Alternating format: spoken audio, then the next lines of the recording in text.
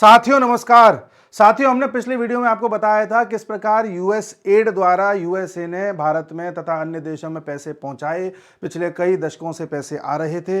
इन पैसे का उपयोग भारत में अलग अलग प्रकार से किया जाता था, सरकारों को प्रभावित करने के लिए, तख्तापलट करने के लिए तथा नेताओं को खरीदने के लिए।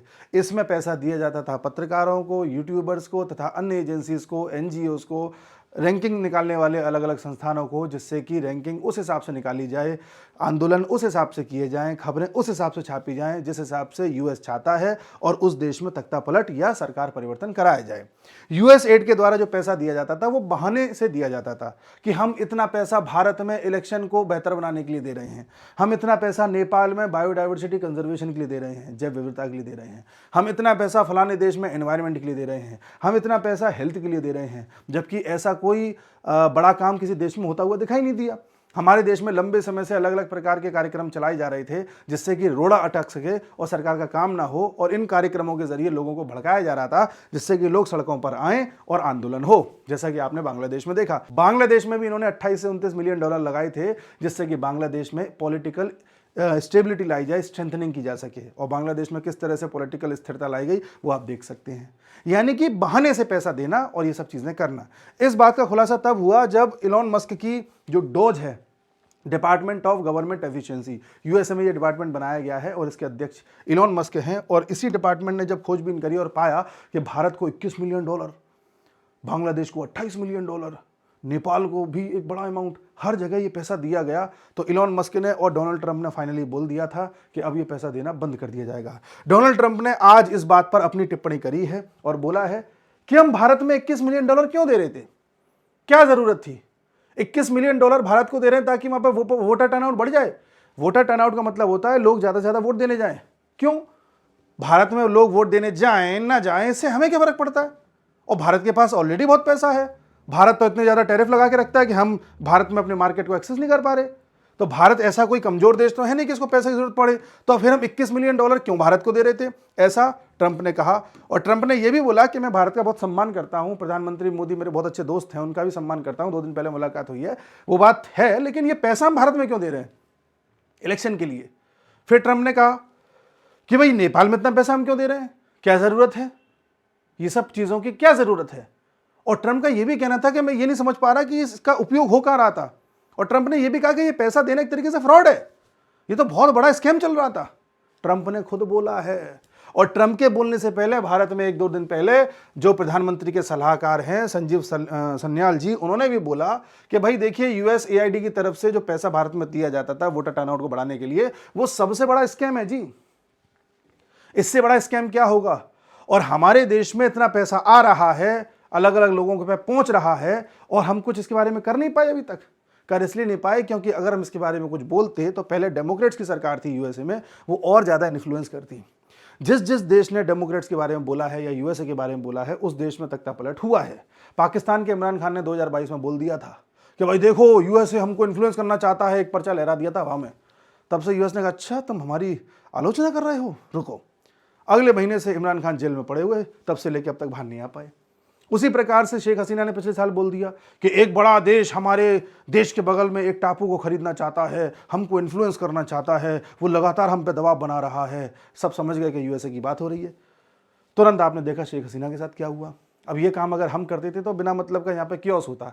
आप हमारे भारत में देख ही रहे हैं कि किस प्रकार से अलग अलग तरह के आंदोलन चलवाए जा रहे हैं, किस किस तरह से लोगों को सड़कों पर उतारने की योजनाएं बनाई जा रही हैं, अग्निवीर के नाम पर, किसान आंदोलन के नाम पर तथा अन्य चीज़ों, और किस प्रकार से जो अलग अलग यूट्यूबर्स हैं एक ही तरह का प्रोपेगेंडा चला रहे हैं। मैं पिछले वीडियो में बता चुका हूं। उन सब पर चर्चा होनी चाहिए, और ये चर्चा होनी चाहिए कि भाई ये पैसा अमेरिका क्यों दे रहा था, कहाँ जा रहा था, इन सब पर बात होनी चाहिए। भारत की सरकार ने भी जब से 2022 से अपना एक बिल लेकर के आए थे, उस बिल के जरिए लगभग 3 लाख एनजीओ को बंद कर दिया है।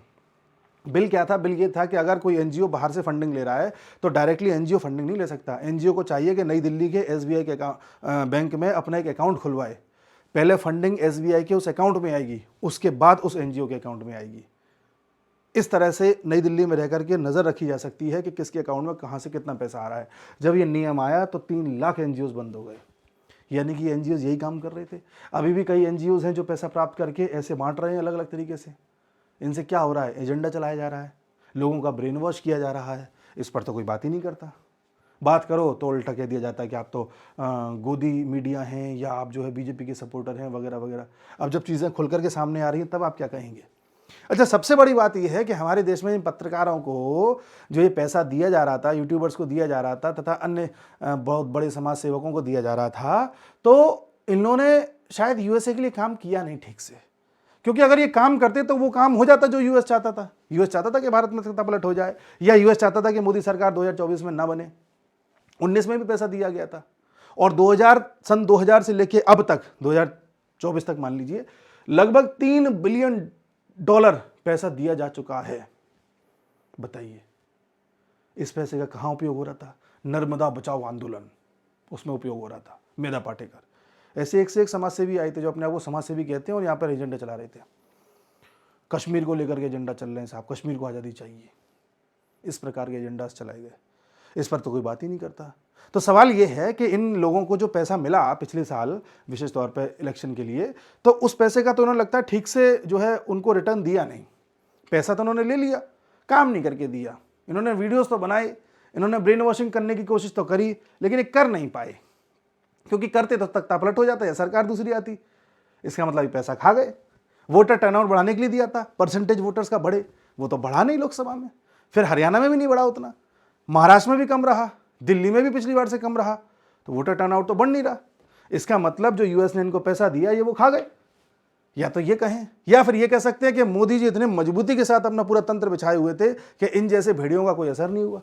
या तो यहां पर मोदी का लोहा माना जाए, या माना जाए कि ये करप्ट है। बहरहाल जो कुछ भी है, इन सब चीज़ों से आप ये समझ सकते हैं कि हमारे देश में किस तरह से चीज़ें करी जाती हैं। मैं वर्ल्ड अफेयर्स इनसाइट्स नाम का हमारा चैनल है, उस पर लंबे समय से वीडियोस बना रहा हूं, और मैं लोगों को यही चीज़ें बताता था, अवेयर करता था, और लोग मुझ पर ही प्रश्न चिन्ह लगाते थे।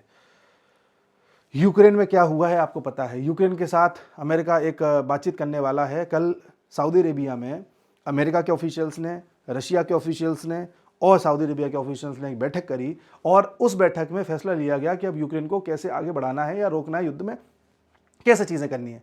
उसमें सब थे, यूक्रेन ही नहीं था बैठक में। और उसके बाद अमेरिका ने एक ड्राफ्ट तैयार किया जो सबके सामने रखा। उस ड्राफ्ट में एक बोला गया है, यूक्रेन को प्रस्ताव दिया जाएगा कि यूक्रेन अमेरिका से $500 बिलियन ले ले, और अपने यहाँ पर जो भी रिजर्व्स हैं, जो भी संसाधन हैं, जो भी रिसोर्सेज हैं, मिनरल्स हैं, उनका 50% जो भी मुनाफा हो वो अमेरिका को देता रहे। इसके बदले में अमेरिका यूक्रेन को ऐसे ही बचाता रहेगा जैसे भी बचाया है। मतलब यूक्रेन का 20% इलाका रशिया पहले कब्जा चुका है, यूक्रेन के कई सारे संसाधनों पर रशिया पहले कब्जा कर चुका है, यूक्रेन के मेटल रिसोर्सेज पर 40% पर रशिया पहले कब्जा कर चुका है, बचे कुचे पर अमेरिका ने 50% पोर्शन मांग लिया। तो यूक्रेन को मिला क्या? कुछ नहीं। प्लस यूक्रेन में 5 लाख सैनिक मरे, बात अलग, 28,000 निर्दोष लोग मारे गए, बात अलग, 5,000 से ज़्यादा बच्चे मारे गए, बात अलग, 35 लाख से ज़्यादा लोग विस्थापित हो गए, वो बात अलग। यूक्रेन को क्या मिला? टाइम वेस्ट हुआ, मनी वेस्ट हुआ, एनर्जी वेस्ट हुई, इज्जत दांव पे गई। उससे क्या मिला यूक्रेन को? कुछ नहीं। अंत में अमेरिका ने भी लूट लिया आधा, आधा रशिया ने लूट लिया, अब कॉलोनी बन के रह गई अमेरिका की। यह होता है जब आप कोई एक पप्पू व्यक्ति को कुर्सी पे बैठा देते हो। यही कनाडा में हुआ। कनाडा में जस्टिन ट्रूडो ने क्या किया? यही किया, खालिस्तानियों को उनको सिर पे बैठा के रखा। कनाडा को देख लीजिए क्या हुआ उसका। यही यूक्रेन का कर दिया। और यही डर हमें है कि भारत में कोई पप्पू ना आ जाए, इसलिए हम बार बार इसका विरोध करते थे, और इन चीज़ों का खुलासा, इन चीज़ों के बारे में डिस्कशन हम वीडियो के माध्यम से पहले करते थे, जो शायद कुछ लोगों को अच्छा नहीं लगता था। कुछ लोगों को लगता था कि निष्पक्ष होने के लिए आप थोड़ी सी बुराई करके दिखाओ ज़बरदस्ती, निष्पक्ष होने के लिए विपक्ष की तारीफ करके दिखाओ ज़बरदस्ती। ऐसा नहीं हो सकता जी। तो अब देखना यह है कि आने वाले समय में, अच्छा ये तो केवल बताया जा रहा है कि केवल थोड़ा अमाउंट है जो दिख रहा है, अभी तक बड़ा पैसा ऐसा है जो काले धन के रूप में अंदर एंटर किया है, जिसके जरिए सब कोशिशें की गई थी। खालिस्तानियों को पैसा पहुंचाओ, किसान आंदोलन के नाम पर जो लोग ड्रामा कर रहे हैं उनको पैसा पहुंचाओ, जो लोग छात्र आंदोलन के नाम पर ड्रामा कर रहे हैं उनको पैसा पहुंचाओ, रेलगाड़ी के एक्सीडेंट कराओ, ज़्यादा से ज़्यादा पटरियों को डिस्ट्रॉय कराओ, कैसे भी कुछ भी ऐसा करो कि लोग सड़कों पर आएँ। संविधान के नाम पर जो हमारे देश में एक नेता किताब लेके घूमता रहता है, उसको जो है उसकी यात्रा को कंडक्ट कराओ, उसको फंडिंग करो। कहाँ से आ रही है ये फंडिंग? इस पर बात होनी चाहिए। और ये जितने भी पत्रकार, यूट्यूबर्स और ये नेता है ना सो कॉल्ड, जो अपना एजेंडा चलाते हैं, इन सब के बैंक अकाउंट्स की जांच होनी चाहिए। सरकार को चाहिए कि सरकार ये करे। रणवीर इलाहाबादिया के पीछे बहुत पढ़ लिए, अब नहीं पढ़ो उसके पीछे, अब इनकी जांच करोगे इनके अकाउंट में पैसा कहाँ से आ रहा है, उसके बाद पता चलेगा कि इस देश को किस तरह से इस देश के भेड़िए अंदर ही अंदर खोखला कर रहे थे। और ये जो अमेरिका कह रहा है ना, इसकी पूरी बात की और जांच पड़ताल करो, तब पता चलेगा। ऐसे निष्पक्ष होने से कुछ नहीं होता। नमस्कार।